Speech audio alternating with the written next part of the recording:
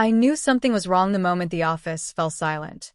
Not the usual 9 a.m. quiet, the kind that settles before things begin, but a suffocating, unnatural pause, like the whole floor had inhaled and forgotten how to breathe.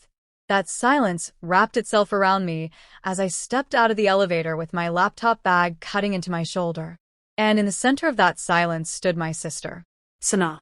Perfect, dramatic, vindictive Sana, smiling at me as if she had been waiting her whole life for this moment. She held a paper cup in her hand. Steam rose from it in twisting ribbons. Her eyes glinted with a wicked delight I recognized instantly. That glint used to show up when we were kids, when she stole my new pencils on school mornings, when she told our parents lies to get me grounded, when she found yet another way to remind me she deserved everything I didn't. The only difference? Back then, she couldn't destroy my job. Today, she could. I walked toward my desk, ignoring the uneasy stares of my coworkers. Sana leaned lazily against the cubicle wall, pretending to scroll through her phone, pretending she didn't purposely position herself in my path. The cup in her hand tilted slightly, just enough to hint at danger. My pulse spiked. "Sana," I said carefully, "move." She looked up, smile widening. "Ah, little sister. Always so tense. Relax." I took a step forward, determined to walk past her. Determined not to give her the satisfaction she was so obviously craving. She took one step forward too. And then, the cup tipped. Boiling coffee cascaded down my blouse, my neck, my chest. A scalding river. A burning slap. The gasp that tore from my throat echoed across the room as my skin ignited with pain. The entire office jolted. Oh my God. Someone bring tissues. She did that on purpose. I staggered back, trembling, blinking through the sting of tears. The heat soaked through the fabric, clinging to my body like fire. I grabbed the edge of a desk to steady myself. But Sana? She just blinked innocently. "Oops," she said, pressing her hand to her mouth as if shocked. "I'm so sorry, Maya." My hand slipped. Her voice was sugar. Venom-coated sugar. I knew what she was doing. She had pushed me until I quit school. She had pushed me until I moved out. Now she wanted to push me until I lost my job. "Why would you do that?" I whispered, fighting the blaze on my skin, fighting the humiliation crushing my lungs. Sana shrugged.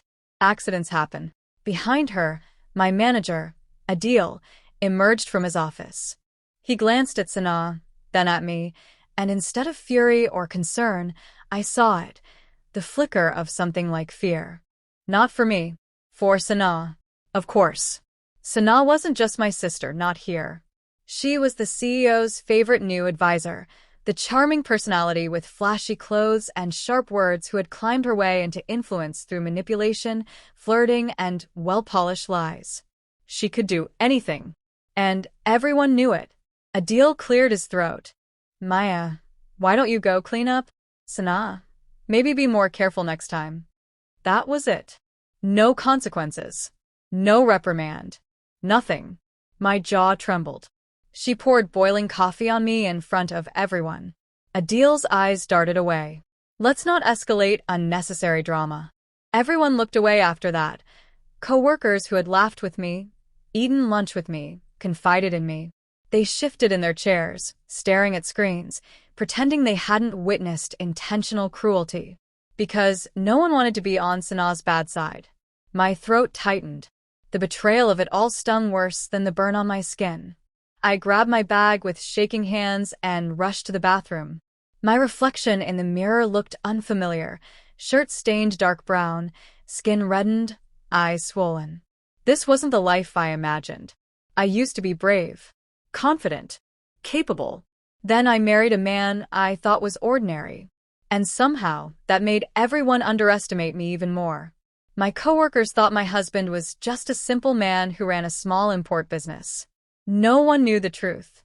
No one knew who he really was. I splashed cold water on my neck, inhaling sharply as the burn throbbed. My heart hammered with humiliation, with anger, with the weight of years of Sana's cruelty. My phone buzzed. A call from him. My husband. Arman. I hesitated. I never complained to him about work. He had his own world, massive, demanding, powerful. I didn't want to add my problems to his heavy shoulders. But something inside me cracked. Maybe it was the pain. Maybe it was the humiliation. Maybe it was the fact that my own sister wanted to ruin me. I answered. Arman, I whispered, voice trembling. He immediately caught the quiver in my tone. Maya? What happened? My breath shuddered. Can you come to my office? Please.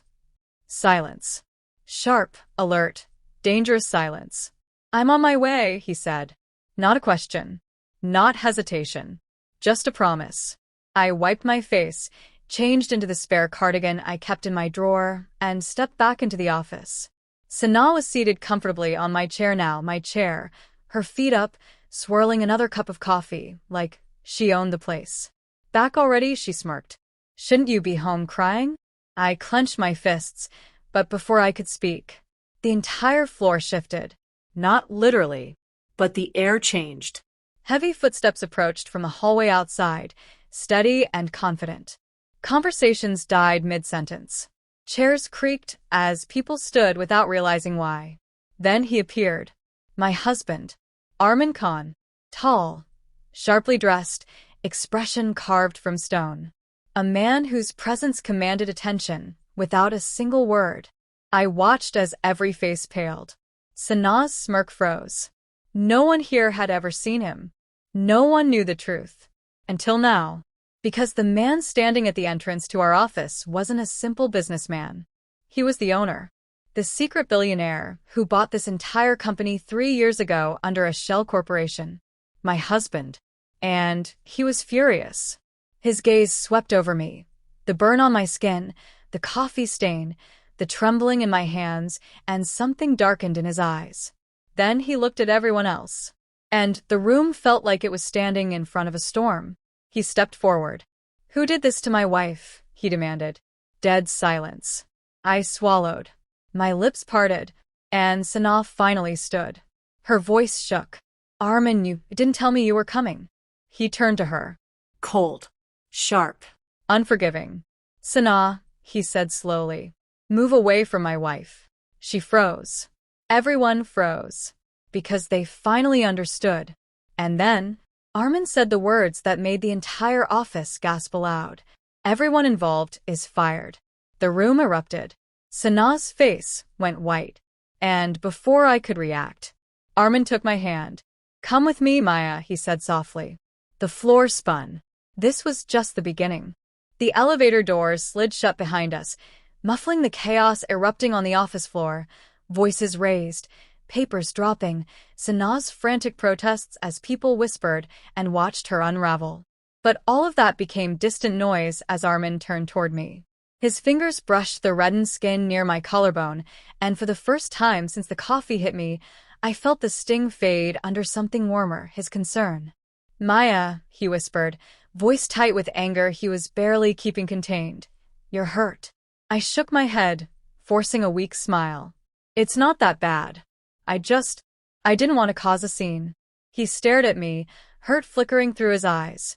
Not for himself, but for me, for the fact that I had learned to make myself small, silent, invisible to avoid being attacked by my own sister. You don't deserve this, he said. Not from her. Not from anyone. The elevator reached the private executive level, one the employees never used because only upper ownership had access. I had only been here once before, briefly, and even then I didn't fully understand who my husband really was. Not until today. He led me into a corner office with floor-to-ceiling windows and a sweeping view of the entire city. It wasn't just an office, it was power. Unmasked. Unapologetic. His. Sit. Arman said gently, pulling out a chair for me. His voice was soft, but his jaw was tense. He grabbed a first aid kit from a drawer I never knew existed and began treating the burn on my skin. His hands were steady, his touch careful. I should have told you sooner, he murmured while applying ointment. But I didn't want my world to overshadow yours. I blinked. Your world. He exhaled slowly, as if the weight of years sat on his shoulders. 4 years ago, when my father passed away, He left me controlling shares of corporate holdings. His eyes searched mine. Including this company. My heart thudded. I thought you were running the import business. I was, he said. But that was only one branch. I kept everything else quiet. I wanted us to have something normal. Something untouched by wealth, politics, and corporate vultures. Normal. The word felt like a distant memory now. I didn't know whether to feel shocked, betrayed, or grateful. My mind swirled with questions, but one rose above the rest. Why didn't you tell me sooner? He set the ointment aside and held my hand. Because I didn't want to change us. The moment people know who I am, they treat me like a weapon or a wallet. And I wanted you to choose me without any influence. My breath caught. Arman, I didn't choose you for money. I chose you because you were the first person who ever made me feel seen. He smiled faintly, brushing my knuckles with his thumb. And that's exactly why I married you. The warmth in his eyes steadied me, grounding me, just before the storm outside found us again. A sudden knock rattled the office door. Arman's gaze hardened. I told security not to let anyone up. A guard stepped in, his expression tense. Sir, she forced her way through. Of course she did. Sanaa stormed in, heels clacking like gunshots on marble flooring. Her hair was a mess, her lipstick smudged, her eyes blazing with fury and desperation. Arman, she screamed. You can't do this. You can't fire me. He stood, placing himself between her and me like a shield. I didn't just fire you. I fired every person who enabled your behavior, including that manager who covered for you. Sanaa's face twisted. You think you can just walk in here and destroy my life? I worked for this position. You manipulated your way into it, he replied coldly. You tormented my wife. You humiliated her. That ends now. Sanaa glared at me with vicious hatred. You told him, didn't you? You think he's going to protect you forever? He'll get tired of you like everyone else does. My breath hitched, old wounds reopening. Sanaa always knew exactly where to stab. But Arman stepped forward, voice like iron.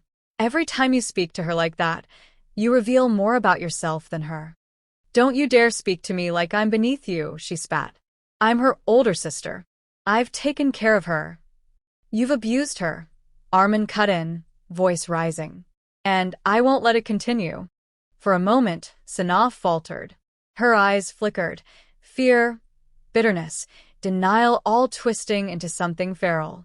You think you've won, Maya, she hissed. But you don't know anything. You don't know what our parents told me. You don't know why I hate you. My blood froze. What are you talking about? But Sanaa turned toward Arman instead. You have money. Influence. But you don't know who she really is. Arman stepped closer, his glare sharp. Get out. No, she screamed. Not until I say it. Her voice echoed through the office. You think you married a sweet, innocent girl. But Maya doesn't know the truth about herself. And neither do you. My pulse hammered painfully. What truth? I whispered. Sanaa smirked, savoring every second. Our parents made sure you never found out. Why do you think they always favored me? Why they always treated you like the unwanted one? My knees weakened. I had spent my whole life battling the feeling of being less loved, less valued, less chosen. Arman reached for my hand, but I stepped back, unable to breathe as Sanaa's words sharpened into knives. You're not even my full sister, she said coldly. You're nothing but our father's mistake. A secret he tried to hide. The ground beneath me cracked. What? My voice broke. Sanaa stepped closer, eyes gleaming with cruel satisfaction. You're not legitimate, Maya. And I'm the one who found the documents. Enough. Arman thundered. But it was too late. The damage had been done. I stared at Sanaa, every breath slicing my chest open. My hands trembled. My world, already fragile, began to collapse piece by painful piece. You're lying, I whispered, though my voice lacked conviction. Sanaa laughed, a brittle, hateful sound. I have proof. And if you think today was bad, just wait. I'm not done with you. Arman moved toward her, his fury reaching a breaking point. You need to leave before. But Sana raised a hand. No. You need to hear one more thing. She leaned in, whispering like a serpent. You married a woman who doesn't even know who she's related to. Arman lunged forward, but Sana darted out of the office, slamming the door behind her, leaving a trail of destruction in her wake. Silence swallowed the room. I turned to Arman with shaking hands, chest tightening. Is it true? I whispered. Am I someone else's child? Arman stepped toward me, but I stepped back. I need the truth, I said, voice breaking. I need to know who I am. He looked at me, pained, conflicted. Maya, there is something I need to tell you. My breath caught. The room spun, and the cliffhanger sharpened. Arman's voice felt like a stone dropping into a deep, dark ocean, slow, heavy, impossible to ignore. Maya, I didn't want to tell you like this. My knees weakened. The room seemed to tilt. Tell me what, Arman? My voice cracked, trembling with the weight of everything I'd spent my life trying not to feel. He hesitated, not because he didn't know what to say, but because he didn't know how to say it without breaking me further. Finally, he exhaled. The documents Sana found weren't a lie. I've seen them. My heart slammed against my ribs. I grabbed the edge of the desk for balance. So you knew, I whispered. And you didn't tell me. He took a careful step toward me. I didn't want to hurt you. I wanted to protect you until I had all the answers. My tears spilled before I could stop them. Protect me? From my own life. From my own identity. His shoulders fell, guilt etching lines across his expression. I asked a private investigator to verify everything, he admitted quietly. Not because I doubted you, but because I wanted to understand why your family treated you the way they did. And I got the results 2 weeks ago. My breath caught in my throat. And you didn't think I deserved to know then? I wanted to do it at the right time, he murmured. Not like this. Not when you were hurting. I shook my head, wiping my tears. Arman, everything today happened because of them. Because of secrets. Because of lies. I can't keep living in someone else's shadow. He took another step, agony flickering in his eyes. Maya, you are not defined by their mistakes. Who am I then? I cried. The question tore out of me like a scream I had carried for years, through every insult, every humiliation, every. Why can't you be more like your sister? Arman swallowed. Maya, your father isn't your biological father. The blow landed hard. A punch to the heart. A shattering.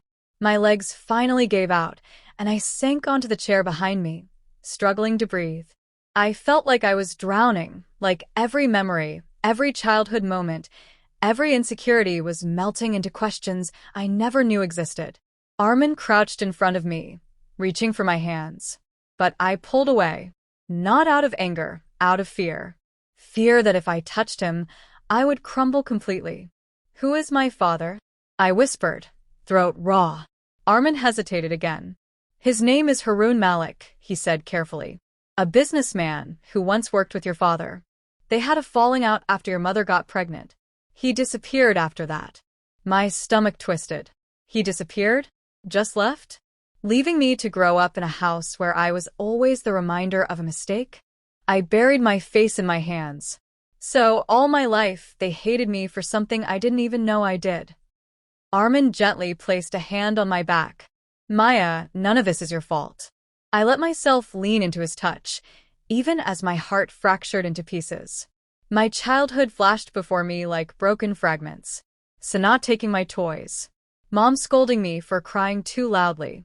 Dad ignoring my achievements, but celebrating Sana's. Every time they told me I was different. They weren't being metaphorical. They meant it literally. I looked up, eyes burning. What about my mother? Did she know? Arman nodded slowly. Yes. She signed the agreement. She chose to stay silent. The air left my lungs. My mother, chose silence. Chose secrets. Chose Sana. Not me. A sob tore through me. Arman pulled me into his arms, and this time, I didn't fight him. I let the tears fall. I let the years of pain wash over me in waves that felt like they would crush me. He held me tightly, murmuring into my hair. You still have me. I'm not going anywhere.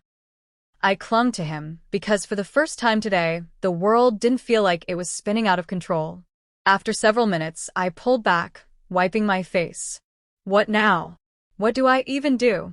Arman took my hands. Now, you decide your future. You choose what parts of your past deserve a place in your life. The words settled in my chest like a lifeline. My world had fallen apart, yes. But maybe that meant I could rebuild it exactly the way I wanted. Just then, the office door burst open. Not Sanaa. Not security. My mother. Her face was pale, eyes frantic, scarf slipping from her shoulder as she rushed toward me. Maya, she gasped. I went cold. Very cold. She stopped a few feet away, breath trembling. Beta. Sanaa called me. She told me what happened. Please, listen. I stood. Why? I asked quietly. Why did you lie to me my whole life? Tears filled her eyes. I made a mistake years ago. A mistake I couldn't undo. Your father, our family, everything would have fallen apart. You were innocent. And yet I paid the price, I said, voice steadying even as my heart throbbed with pain. Every insult, every slap, every time you told me to adjust. That was me paying for your mistake. She fell silent.